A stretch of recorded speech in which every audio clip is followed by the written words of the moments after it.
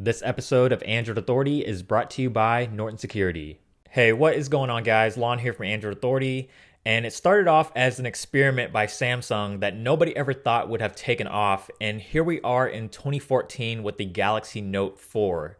Samsung's biggest and baddest smartphone yet, both literally and figuratively, and it's on America's largest network.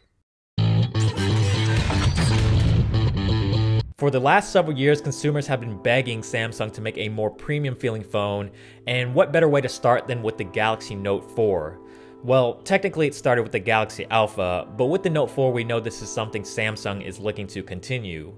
The Note 4 features a metal frame with chamfered edges and a faux leather back, but gone is the fake stitching from before, which was a much needed improvement. Although it's not entirely metal, the addition of the metal band makes a world of a difference in how it feels in the hand and will satisfy anyone who's been waiting for Samsung to make a phone with better build quality. It's certainly their most well-designed and best-feeling phone yet. Quad HD displays are starting to become a thing now with flagship phones, at least on Android, and it certainly didn't take long for Samsung to get in on the action. The Note 4 features a 5.7-inch Super AMOLED display with 2560 by 1440 resolution, and this is by far the best display Samsung has ever made.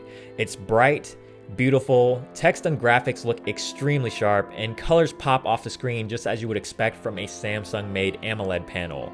While most people might say it's hard to notice a difference between Quad HD and 1080p, one thing is for sure though is that this panel will not disappoint and will be an absolute joy to use for virtually anything you do on a smartphone these days.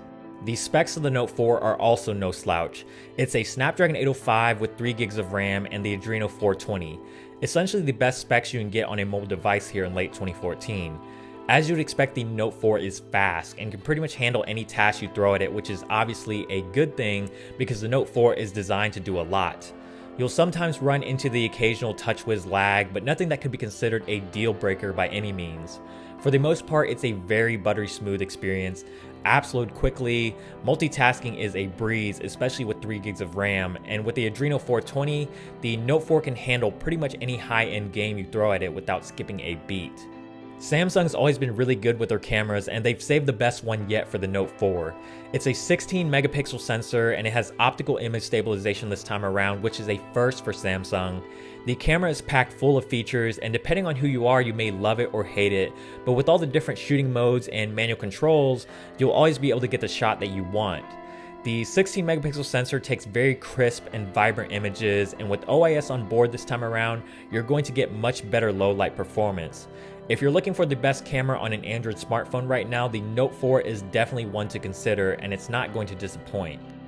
With a big phone comes a big battery, and the Note line pretty much led the charge when it comes to big batteries on smartphones. So you're looking at a 3220 milliamp hour battery, and the Note 4 easily lasts all day on a single charge. Even with heavy usage like playing a lot of games and watching YouTube videos, I never had any problems making it through a full day. So with more moderate usage, I have no doubt that you could easily squeeze even a second day out of it, or at least a good majority of a second day.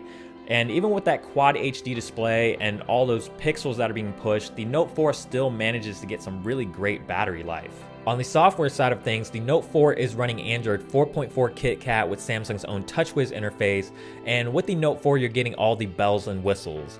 All of the usual staple features make a return here, like multi-window, motion gestures, S-Health, S-Voice, and the fingerprint scanner, but since this is a Note, you get features like one-handed operation to make using the Note 4 in one hand a little bit easier.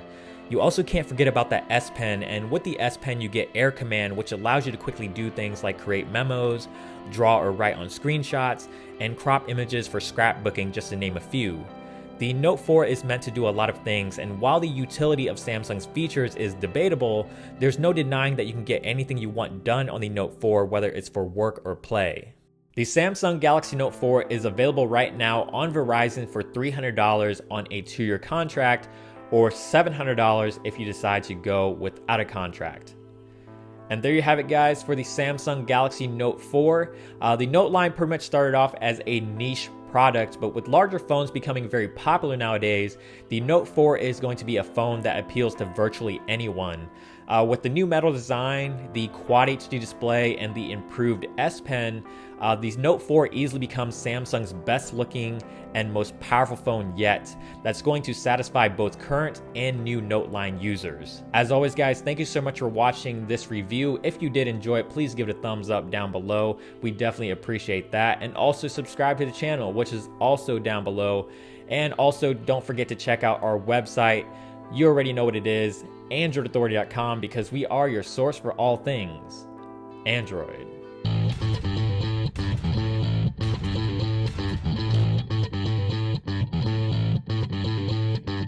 This episode of Android Authority was brought to you by Norton Security.